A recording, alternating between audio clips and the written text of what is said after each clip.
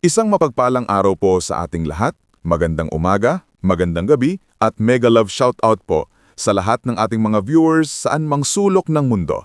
Kamusta po kayo mga kalingap? Sana po ay nasa mabuti kayong kalagayan.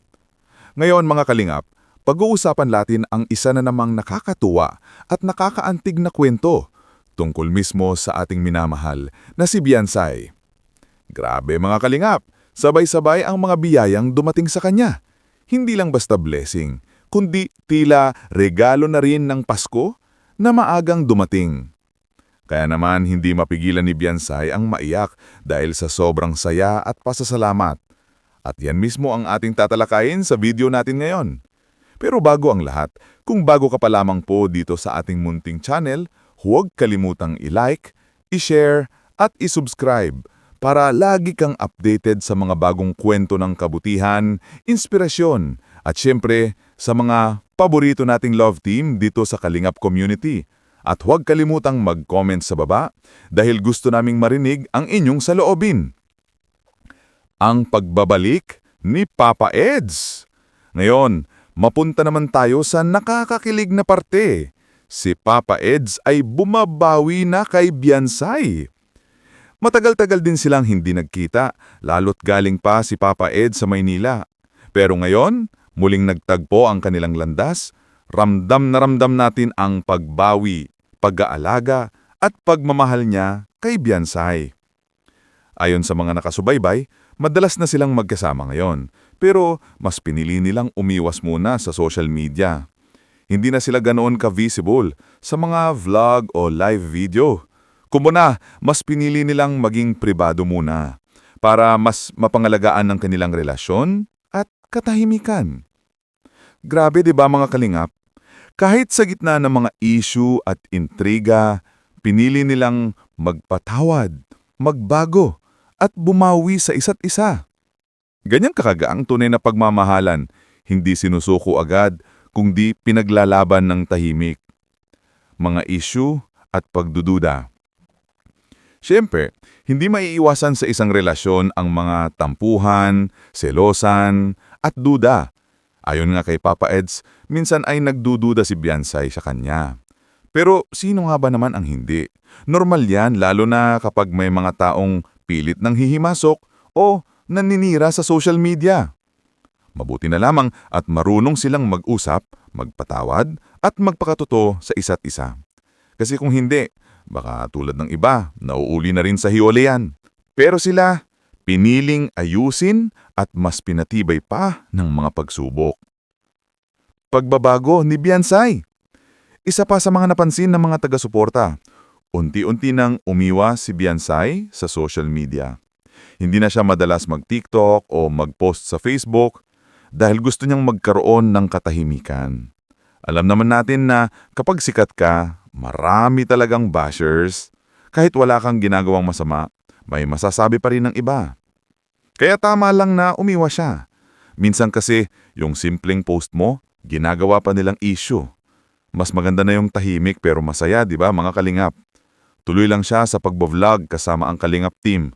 Yun na lang ang tutukan niya dahil doon siya mas nagiging inspirasyon sa iba. At eto na nga mga kalingap, sunod-sunod na biyaya ang dumating kay Beyonce. Hindi lang basta ayuda o tulong, kundi tunay na pagpapala. Araw-araw may dumarating na grasya mula sa mga sponsors, sa mga nagbibigay ng love gifts, at maging sa mga fans na nagmamahal sa kanya. May mga nag-abot pa raw ng dolyar, may mga nagregalo ng kagamitan, at may mga tumawid pa ng malayong lugar para lang makita siya ng personal.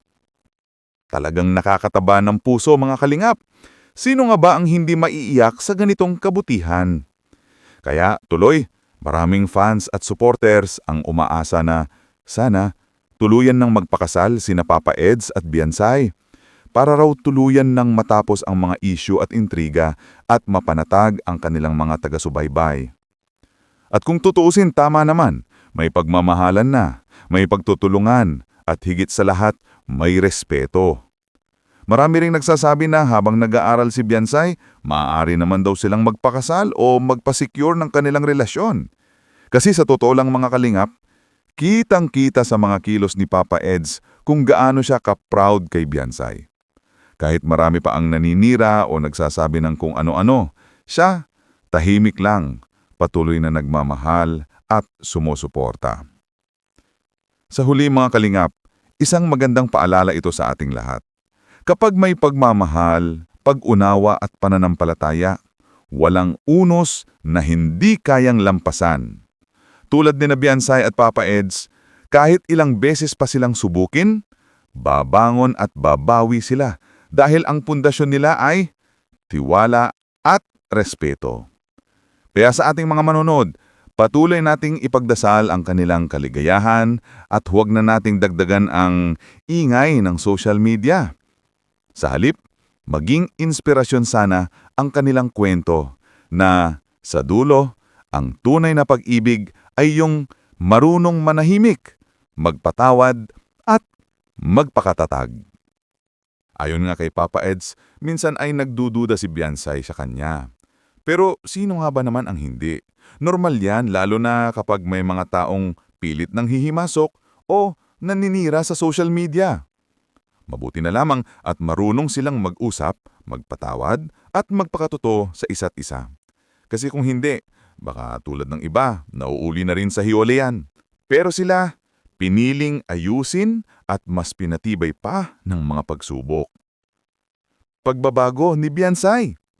Isa pa sa mga napansin ng mga taga-suporta, unti-unti nang umiwas si Biansay sa social media. Hindi na siya madalas mag-TikTok o mag-post sa Facebook dahil gusto niyang magkaroon ng katahimikan. Alam naman natin na kapag sikat ka, marami talagang bashers. Kahit wala kang ginagawang masama, may masasabi pa rin ng iba. Kaya tama lang na umiwas siya. Minsan kasi, yung simpleng post mo, ginagawa pa nilang issue. Mas maganda na yung tahimik pero masaya, di ba mga kalingap? Tuloy lang siya sa pagbo-vlog kasama ang Kalingap team. Yun na lang ang tutukan niya dahil doon siya mas nagiging inspirasyon sa iba. At eto na nga mga kalingap, sunod-sunod na biyaya ang dumating kay Biansay. Hindi lang basta ayuda o tulong, kundi tunay na pagpapala.